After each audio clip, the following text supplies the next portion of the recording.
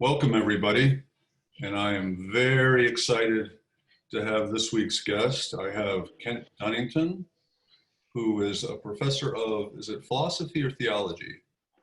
Philosophy. Philosophy at Biola University in California. He is the author of Addiction and Virtue, which some of you are aware of from the group, and he is going to share some of his insights with us. So I guess I'd like to start with asking, how is it that you came to write a book about addiction? Good. So I, like many grad students, was casting about for a dissertation topic. And it's sort of a confluence of events. One of the most important ones was that when I was in graduate school, I should say when I went to graduate school, I had sort of abandoned my faith. I had been raised as a Christian and had some experiences in college that led me to sort of declare that I was no longer a Christian, which was a painful experience, especially in my family, which is an intensely religious family. And so I went to study philosophy in grad school. And I think like anyone who's raised in a deeply religious home and then sort of leaves that tradition behind, I had this kind of vacuum of meaning. And so on the one hand, I couldn't bring myself to believe that Christian doctrines were true, and yet I had this deep yearning for meaning and a sense of purpose in life. And the person who ended up being my mentor in graduate school was a man named John McDermott, who was a pretty well-known American philosopher who was a great scholar of William James and John Dewey and sort of that tradition of classical American pragmatism. And he was also a recovering alcoholic, had been a severe alcoholic, nearly died, and had been sober for about 15 years when I came into his life. And so we talked about all kinds of things. He was a lapsed Catholic, and so he had deep religious sensibilities, but he was agnostic. And he kept talking to me about AA and about how that had become his sort of spiritual home. And I didn't have serious addiction issues then, although I was a cigarette smoker. And as someone who was a really disciplined person, I've always been a very disciplined person, I was a little bit baffled by kind of the grip that smoking had over me. I tried to quit a lot of times and failed. And it was just one area of my life that no sort of program of discipline could seem to get control over. So I was thinking some about addiction, but I went to AA not because I thought it would help me quit smoking, but just because my mentor kept talking to me about this was his spiritual community. And also just, I thought if invited, I should go. So I started going. I went with him, and the very first time I went, it made a really powerful impression on me. I think anyone who's raised in a sort of revivalist Christian tradition like I was will feel strong overlapping sensibilities in a serious 12-step group, and sort of the revivalist mentality, incredible honesty, incredible vulnerability, deep soul searching, tears, a kind of also even just the people who were in the room, the sense that this thing that they were committed to overcame all boundaries of class, race. There was a mechanic sitting right next to my professor, this elite academic, and this common pursuit brought them together in a way that was beautiful. So I think I was attracted to AA in a sense because it reminded me of the sort of the best of the church. So I had that experience. I kept going with him from time to time to AA, and I had this fascination with why it worked, what its power was. I also had this sort of ongoing struggle with, nicotine. But then later in my education, I sort of left behind focusing on classical American pragmatism and dove into the virtue tradition, really dove deeply into Aristotle and Aquinas, was thinking a lot about habit and about how sort of attenuated the modern understanding of the category of habit has been. And so when it came time for a dissertation, something sort of clicked into place, and I had this fascination with why AA works. I had this sort of philosophical perplexity about the way that addictions are described in contemporary discourse, the power that addiction has over our life, and this whole new category of thinking in terms of habits, in terms of incontinence and continence, vice and virtue. So I talked to my advisor, who was a different person at the time. I had actually gone on to seminary, and my dissertation was sort of co-directed by John McDermott, who was at Texas A&M, and by Stanley Hauerwas, who was at Duke. Good. And so I ended up talking to Stanley, and he said, "This is a dissertation that needs to happen." And so I dove in and started to really think and write about it. So, the way you phrase the addiction debate, will and disease, to me, the way I talk about it is, there's this false binary, and in the middle you put habit, which for a lot of your readers, myself included, it's pretty arresting, especially when you start unpacking habit. That habit is not, me pulling off my nails during an interview. It's something deeper than that. So could you break that down for us a little bit, this philosophical or Thomistic idea of habit? Yeah, sure. So, by the way, can you hear, am I coming through clear enough here, Piers? The audio is coming through, the visual's a little shaky. I'm sorry about that. I've got some sort of backup going on my computer, and I'm trying to pause it because it can sort of wreak havoc with things, and I can't seem to pause it. Is this something that you can cut out, or should I just plow Just ahead? plow ahead, it's fine. Okay. All right. So, yeah. So the Thomistic category of habit is it overlaps with our notion of habit, but it's much broader in some ways than our notion of habit. So if I ask, just to give an example, if I ask someone, the man on the street to give me a list of habits, most of what they would talk about are probably what we would think of as motor habits, or as like tics. So they might talk about, I have the habit of tying my shoe, I have the habit of tying a tie. They would think about those things which they can do without the intervention of discursive reason. And they think of, most people think of habits as primarily sort of bodily tics or that sort of thing, which is true.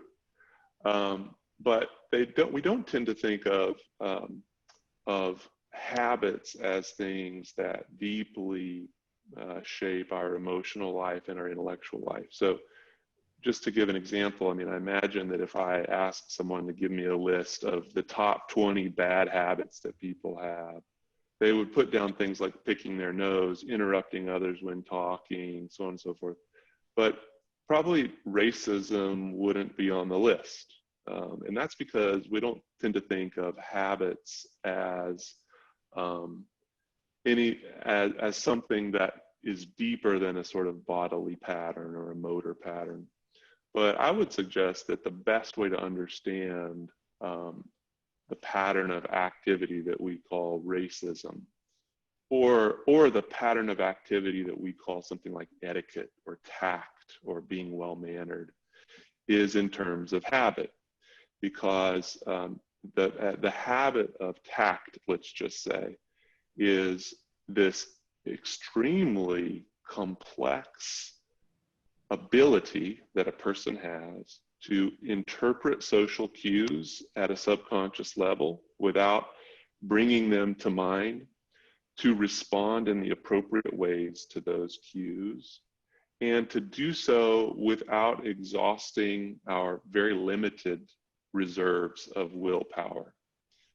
So I sometimes give to my students an example.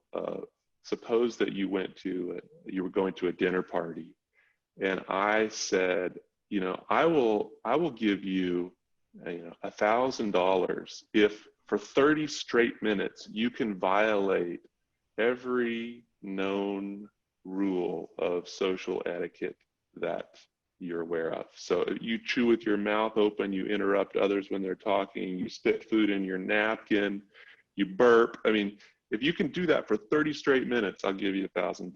And I suspect no one could do it. And that's because the minute we cease from exerting our vigilance and willpower to act against the patterns of tact, our deeply entrenched habit takes over, and we interpret the situation, we respond to its cues, and we do exactly what we've been trained to do. So something like tact or racism is an example of what Thomas thinks of as a habit. And a habit is a disposition to act in a certain way on cue, in a way that is intelligent in securing certain goods. And in some ways, it's that latter part of Thomas that I think is so important. We often think of habits as just sort of random bodily dispositions. But what a Thomas means when he talks about a habit is a disposition towards a certain behavior that achieves certain difficult goods.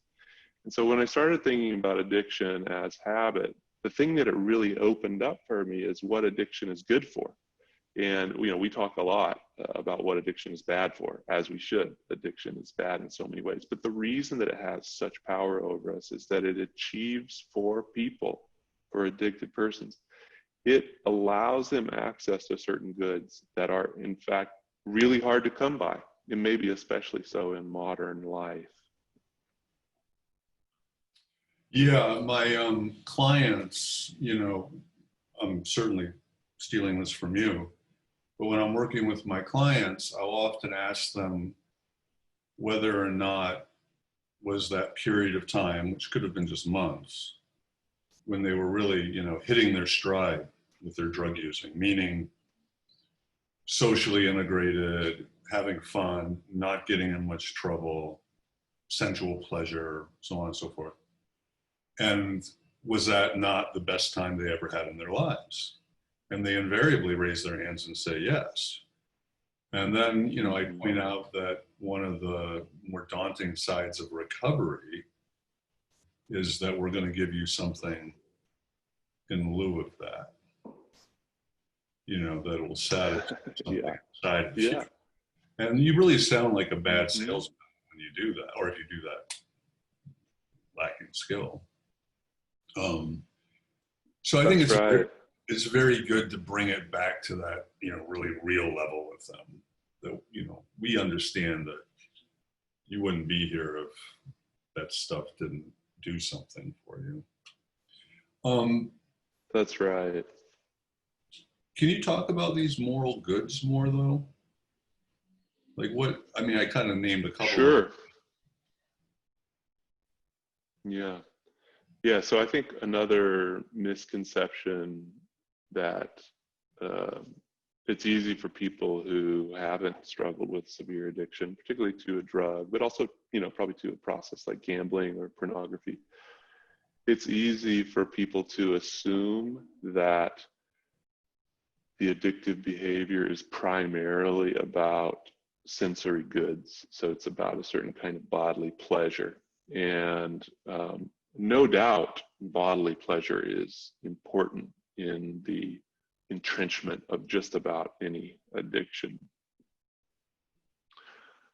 But I think at most, it's usually just a gateway. And I think in most descriptions of a person becoming addicted, if you listen closely, the kinds of goods that addiction makes accessible to them are not primarily sensory goods. So I think I give several stories in the book, or I just relay several stories from the big book where people talk about their first experience with alcohol.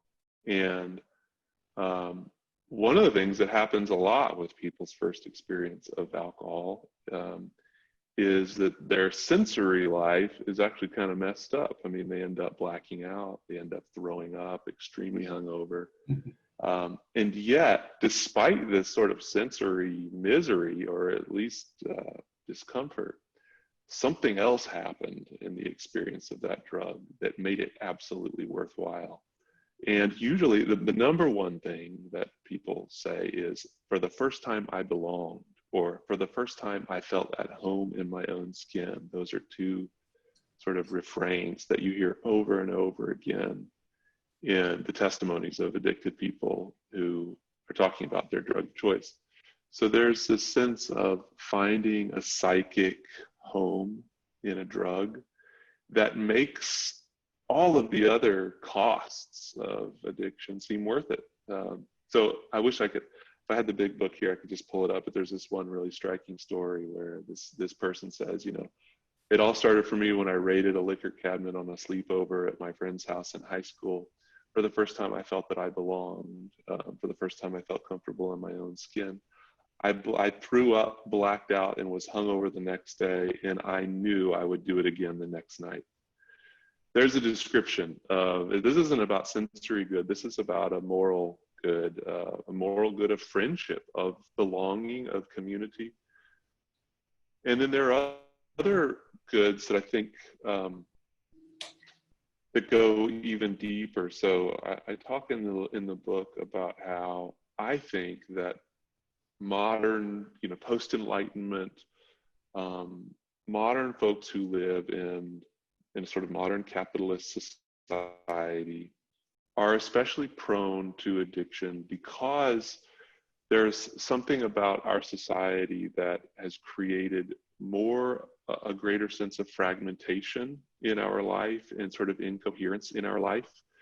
And partly because of my Christian convictions, I think that we're created for a sense of purpose, for a sense of coherence. And in societies where a sense of purpose and continuity in a person's life has been deeply disrupted, I think we'll find that addiction has a special power there, because one thing that addiction can do is bring a kind of continuity and coherence to your life. Thinking of the William Burroughs, famous addict who wrote the book Junkie, talks about his whole life measured out in eyedroppers full of morphine solution.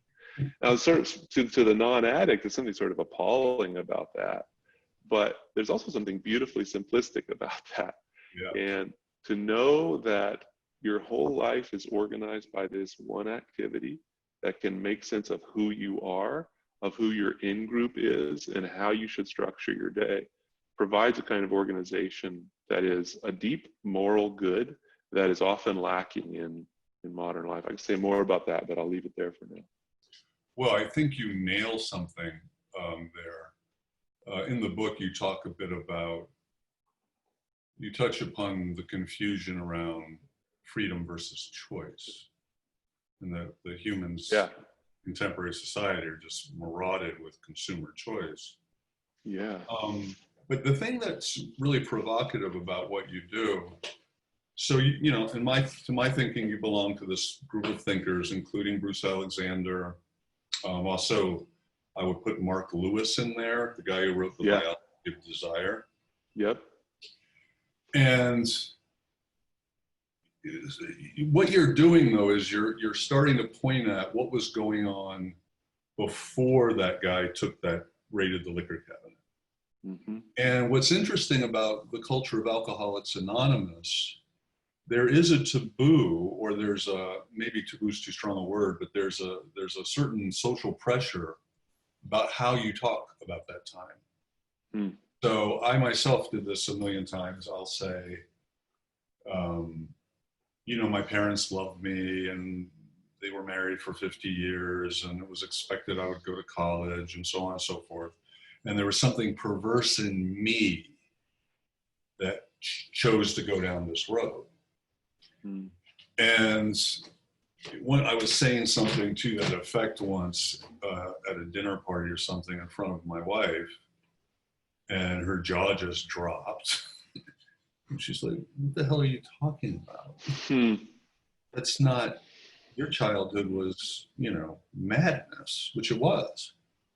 And so there's this thing that's sort of baked into AA, which is kind of this Horatio Alger, pull yourself up by your bootstraps and become adjusted to the normal. You're the abnormal one, get readjusted. Recovery is about getting readjusted to the normal society. What's interesting, coming back to our conversation before we recorded, was I noticed that if you take that narrative into the prison, those guys are like, you know, they're offended. Yeah. So this is a paradigm shift I think is beginning to happen because of sensitivity to trauma, and because virtually wherever you're located in American society now, you're saying something's really wrong and it's getting much worse. That this is causing a dissonance in AA. That's really interesting, and it's helpful for me to hear you put it that way, Piers, because it sort of crystallizes what I think are some things that unite people like Bruce Alexander and Mark Lewis and me. Another person I would put in that category, who you may be not familiar with, but hopefully will become familiar with, is Anna Lemke, who's the director of the addiction recovery program at Stanford University. She wrote a book called Drug Dealer MD, which is about the opiate crisis, and she's just now working on a book called Dopamine Nation, and she's cued into this stuff too. But sometimes, you know, I thought the thing that unites us all is a sort of suspicion of the disease model of addiction. I think that's true.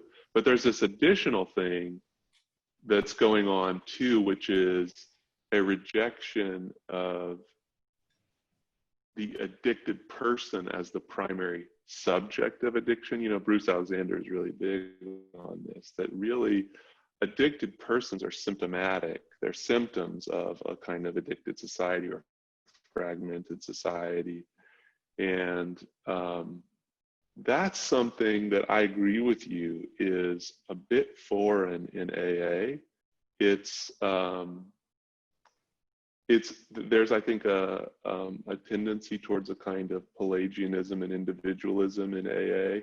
Yes. That isn't good ultimately, and doesn't track the way addiction and recovery really work. So I've never really formulated it in that way, but I think you're right that AA tends to not want to talk about the addicted society.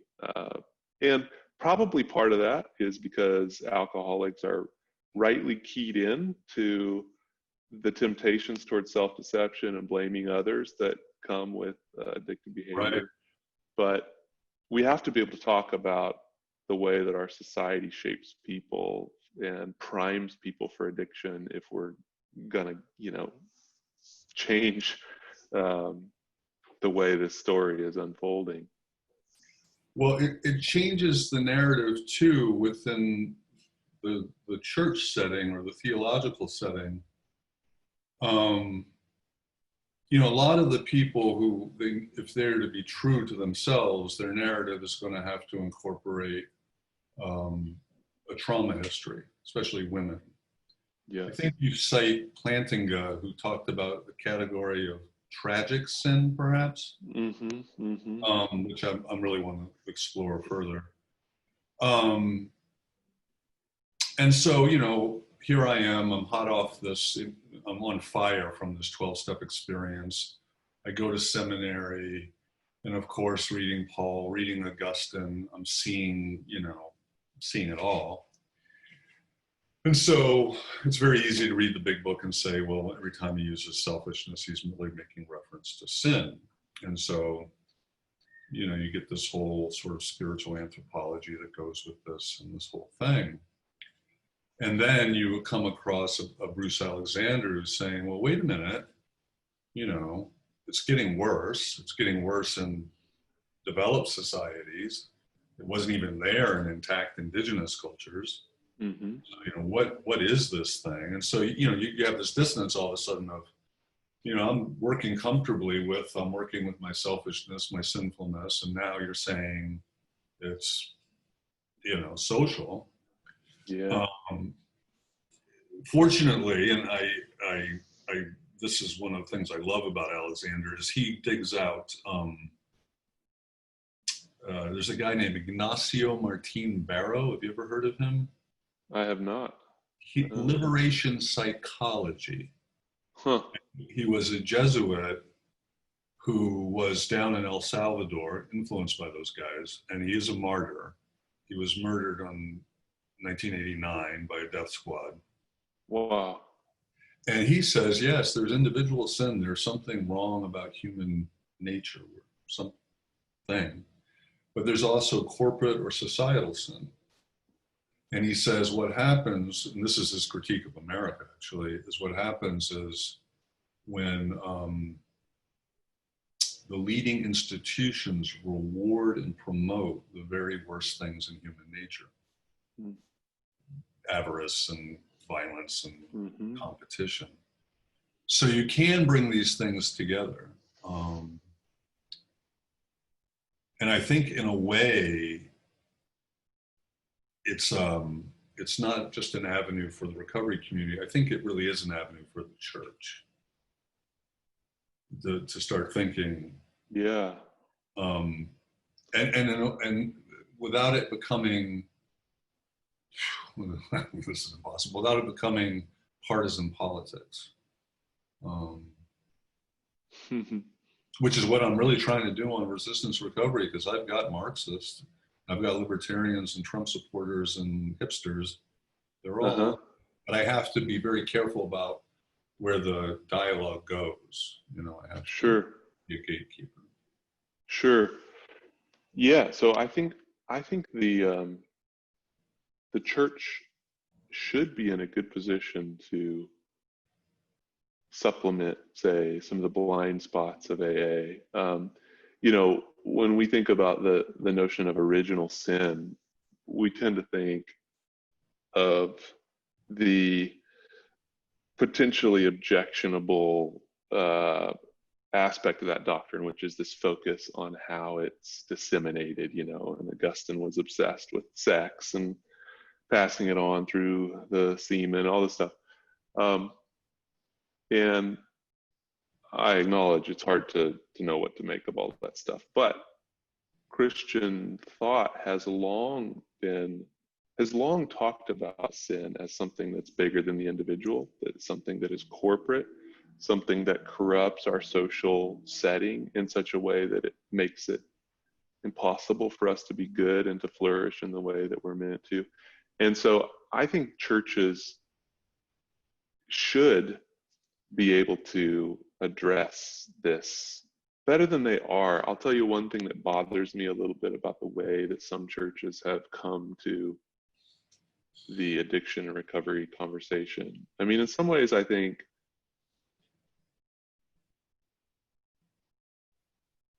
AA's power and its popularity is a kind of indictment on the church. I mean, the church should have been able to help. I mean, the AA is full of people who could not find in their church the kind of honesty, the kind of acceptance, the kind of love that is essential to recovery. So that's the first thing to say. So it's kind of sad in a way that the church has only really started to wrestle with the importance of thinking about being intentional about addiction recovery by learning from AA, but they have, and that's good. And some of them just do AA, and others have Celebrate Recovery and all these things.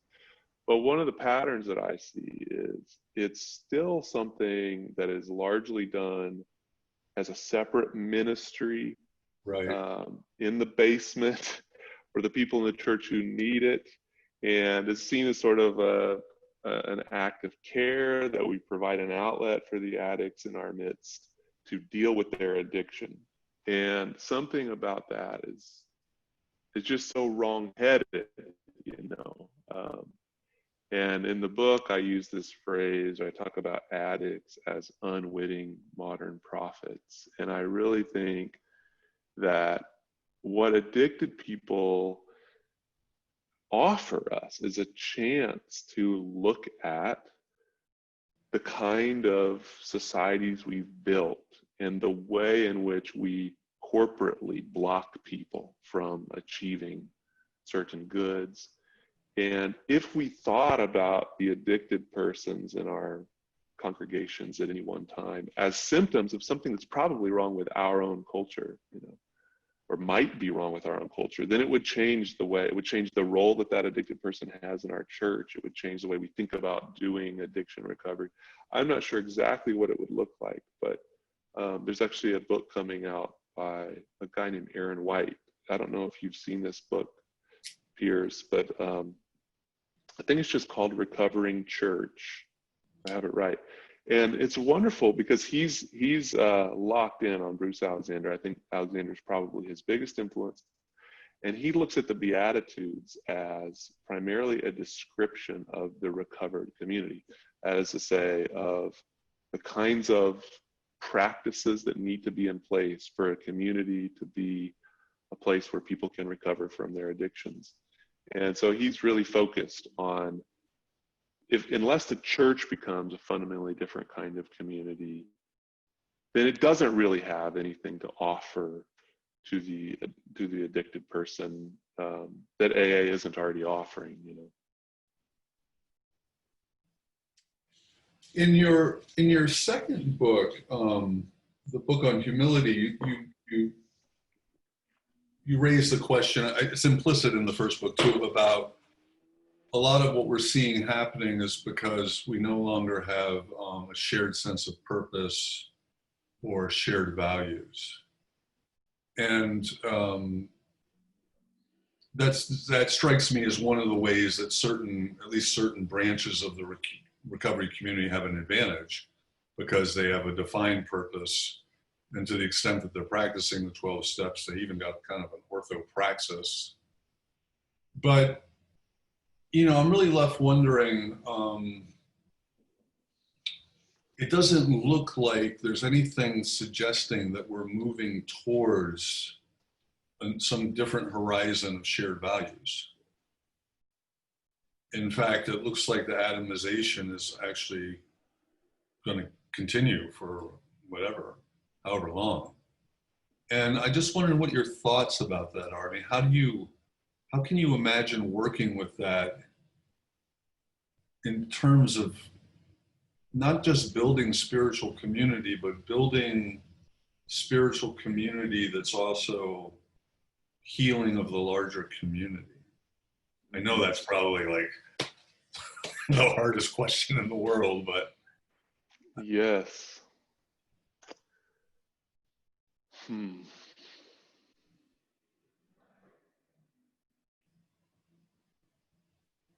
I mean, are you seeing something like this where things are getting so bad that people are beginning to put down their differences and constructive conversations are beginning to happen, at least in the Christian world? I honestly don't feel like I have any insight into this, Piers. You know, I listen a lot to sort of social scientists and people who are trying to make sense of patterns and trends in our social life. And I think there's no question that we're sort of, to use a popular description, we're more polarized now than we ever have been politically.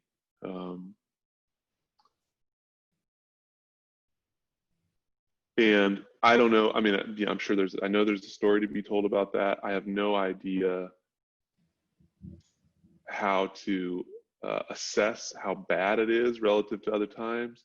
I know we're inclined to, I think there are people who have a pretty good grip on American history who can point at earlier times in our history when things were every bit as ugly as they are now. So when it comes to just sort of like saying how bad things are now, I don't know.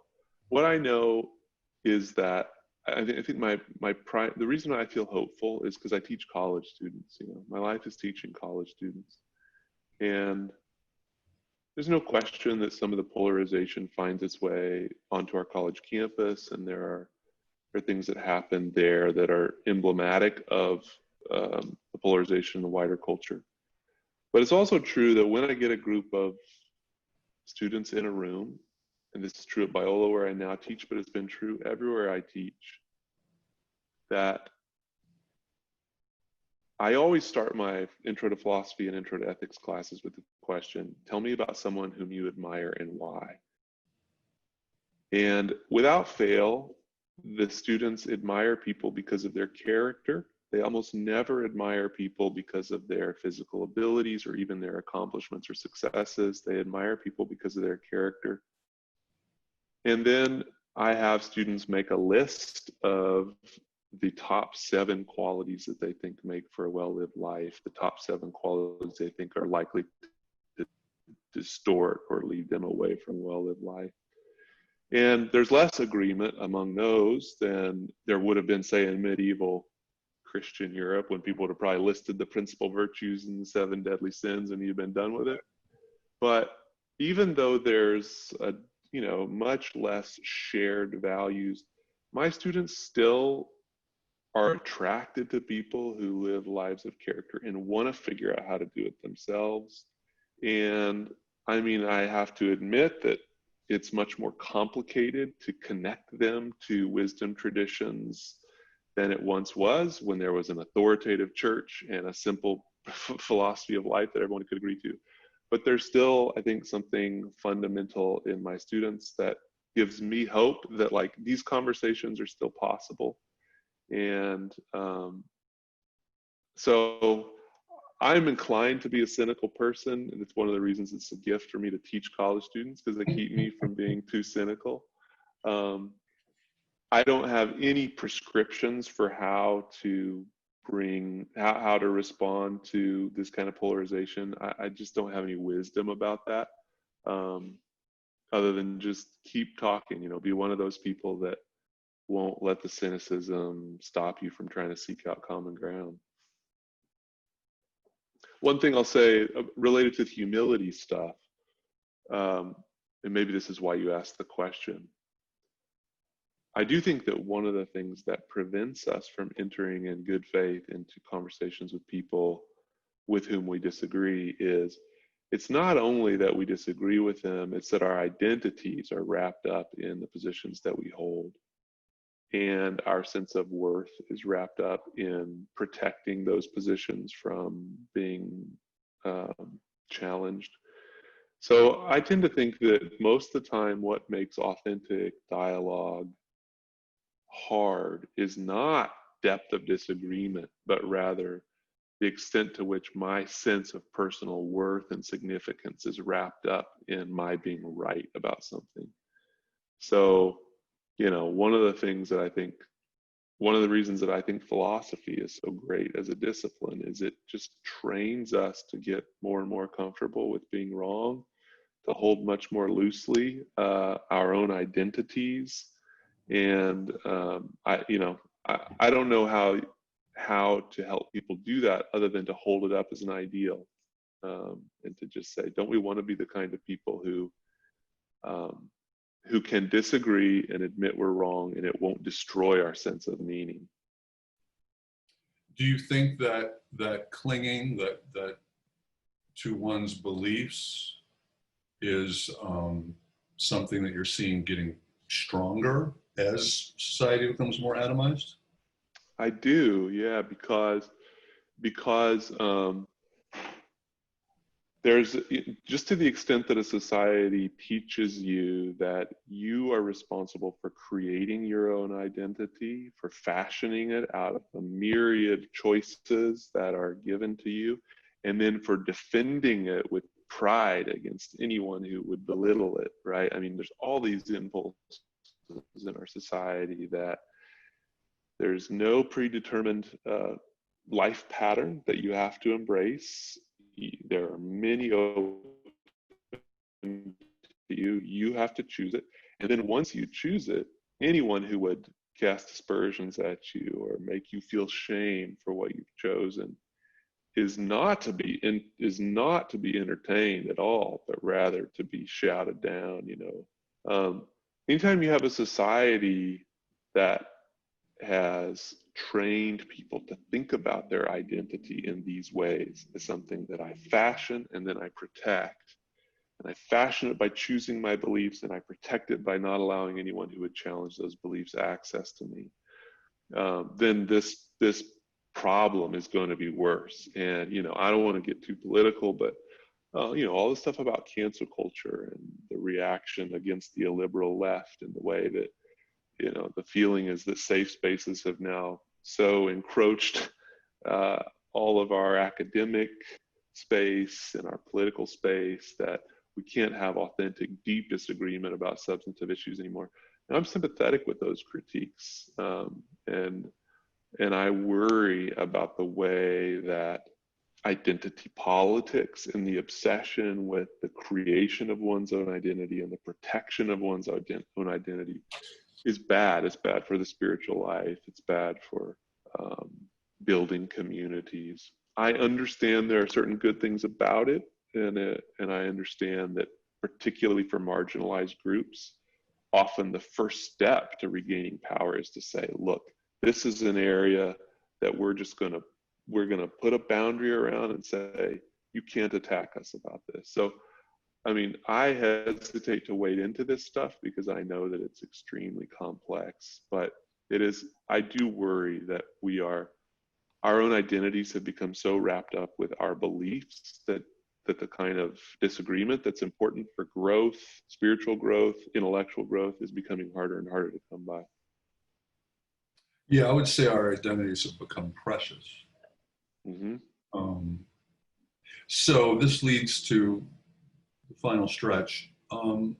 So for the audience, Kent also wrote a book, another second book called Humility, Pride, and Christian Virtue Theory. Your chapter on radical humility, deeply moving piece of writing. It's really something.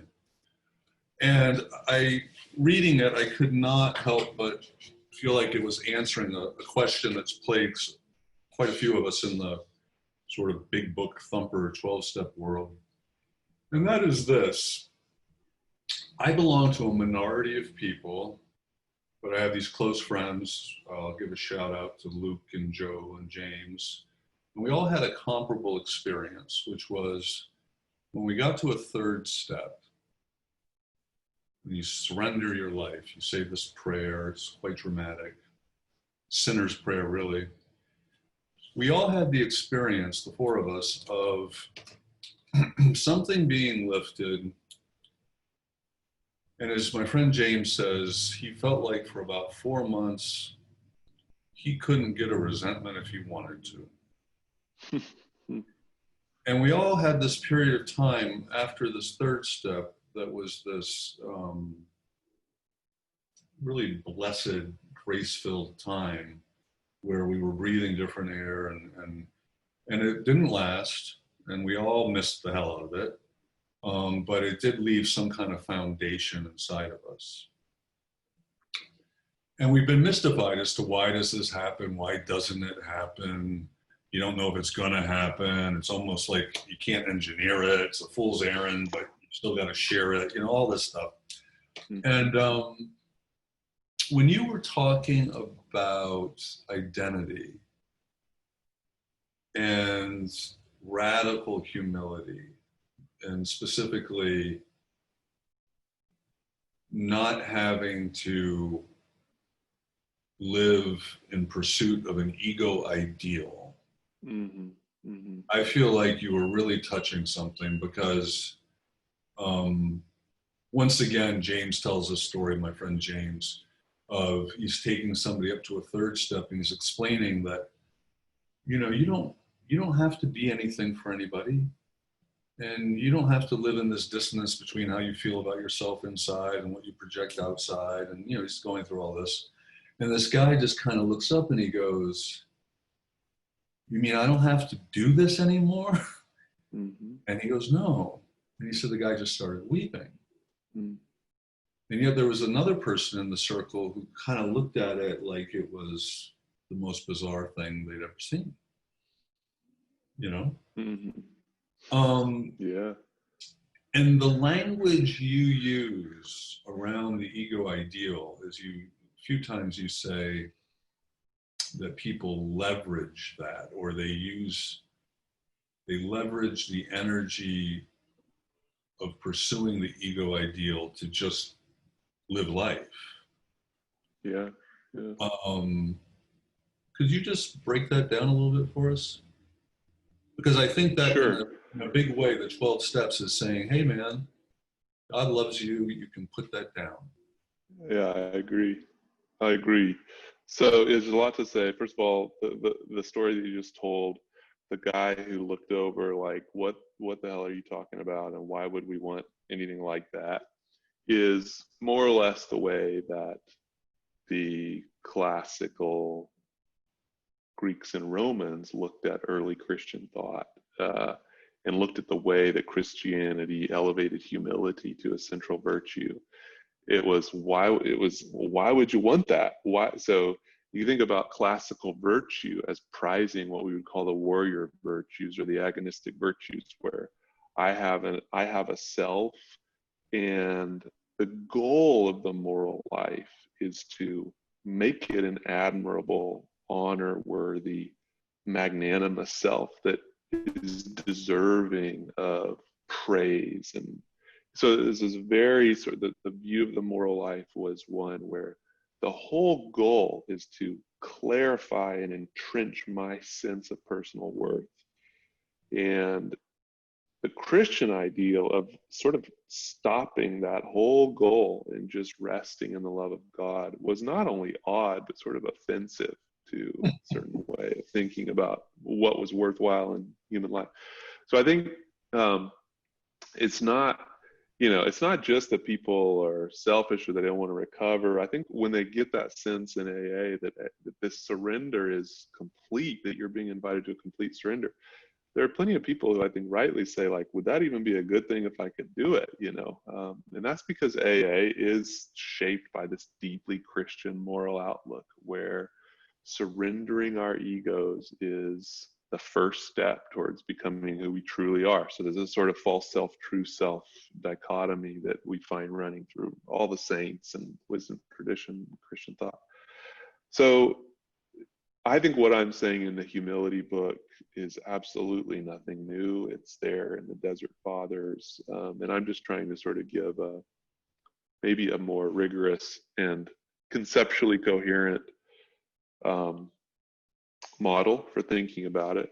And what I suggest is that most of us live our lives in the following way. We have a sort of ideal of who we would like to become. It's shaped by our possibilities. So it's no part of my ideal, for instance, that I'm going to be an Olympic gold medal winner in the 100-meter dash, because that's not even a possibility for me. It doesn't enter into the formulation of my ideal.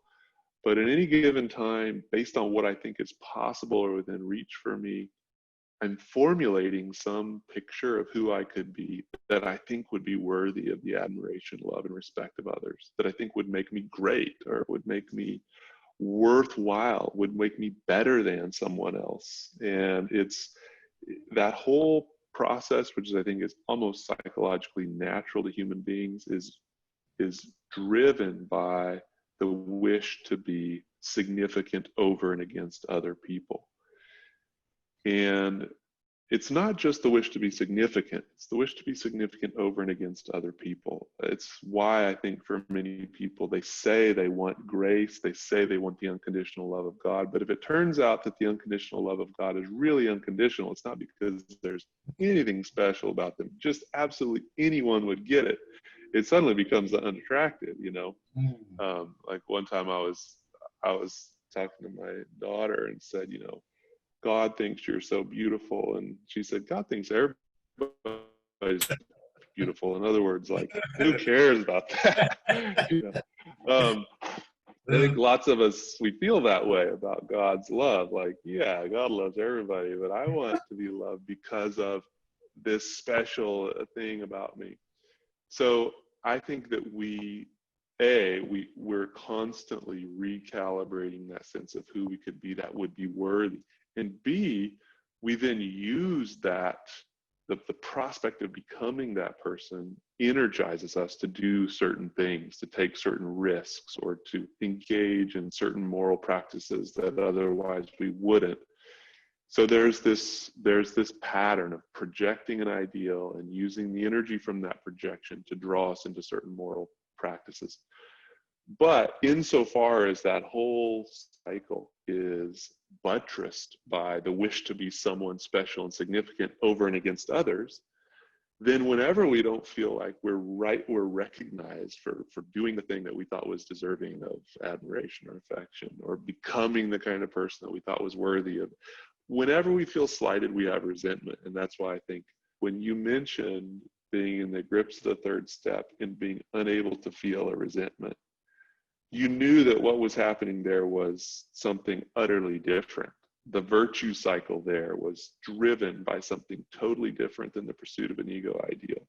Yeah.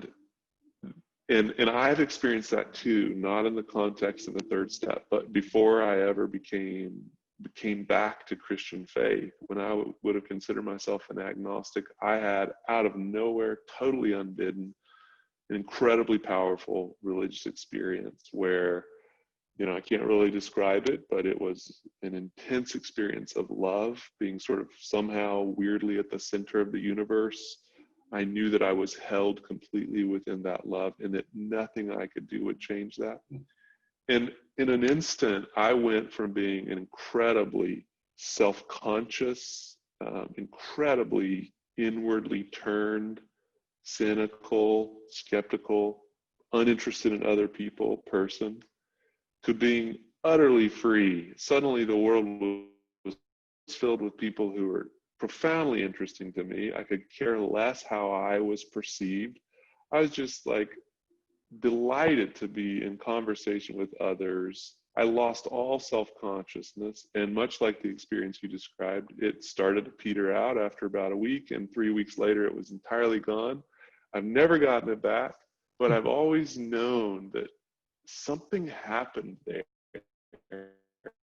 that drew me into patterns of living that were fundamentally different from the other patterns. Even if the external actions sometimes look the same, the motivational structure was totally different. And I do think that the reason I'm so interested in humility is humility only makes sense. The relinquishment of my own ego only makes sense if there really is this other way of being a human, where we're powered by the love of God that isn't really, that allows us to release our own need to be important and significant. It's because I do believe that that's there that I have hope of growth into humility and that sort of thing. Well, I guess the one thing I'd like to conclude on is you, in that chapter, you bring out, you enlist the support of one of my very favorite thinkers, and that's Simone Weil. Mm. And how she talks about, you use the term humiliation, she would use affliction, but that we will go through experiences where we will become unlovable by the standards of our own ego ideal. And yet, not always, and yet, love will still be there. We will still have love. And if you just want to riff on that for a minute, it's just, it was a stunning way to finish the book. Yeah. So what Simone Weil says is, you put it so well, that we will undergo afflictions and humiliations that will degrade us to a point that we no longer feel worthy or lovable. And insofar as our own love for others, our own engagement in moral projects is, as I said earlier, generated by the wish to become that person who is worthy of the love and admiration of others, the moment those humiliations and afflictions sort of permanently degrade us, we lose all of that energy, right? So you can think about a husband. I've thought about this a lot, a husband who sort of fashions himself as the protector and the provider for his family. And imagine what happens to all of the energy that husband has to go the extra mile for his family when he suddenly is diagnosed with some sort of terminal illness, or is incapacitated and is laid up. Like, that person will suddenly discover how his own ego has been generating the energy for him to care for his wife. And then there's a crisis moment where the question is how to go on loving, how to go on caring for the other person in the absence of that energy that is produced by our ego ideal. And what Simone says is, like, love is still possible. And she's committed to the view that divine love is available for us. Like, it really is possible in the midst of profound humiliation and affliction to go on loving others. She embodied this in her own life, of course, in stunning ways. But I think she thinks that if we can do that, if we can sort of risk loving others even when our own ego stands to gain nothing from it, we'll take our first step into a totally different kind of love, into the kind of love that Jesus had for the Father and that the Father has for Jesus, this sort of divine, complete self-giving love that really is our destiny. And so strangely for Simone Weil, although she would never wish affliction on others, she came to see that her own affliction and humiliation were the opportunities for, in the crucible really, for her getting drawn into this divine love that she thought was her destiny, really. Well, I don't think we're going to do better than that to finish. So, Okay. audio, video limitations notwithstanding, that was fantastic. On behalf of the community, I really want to thank you, and write another book so I have more reason to harass you. Thanks for having me, Piers. It was a pleasure to talk with you. Thank you.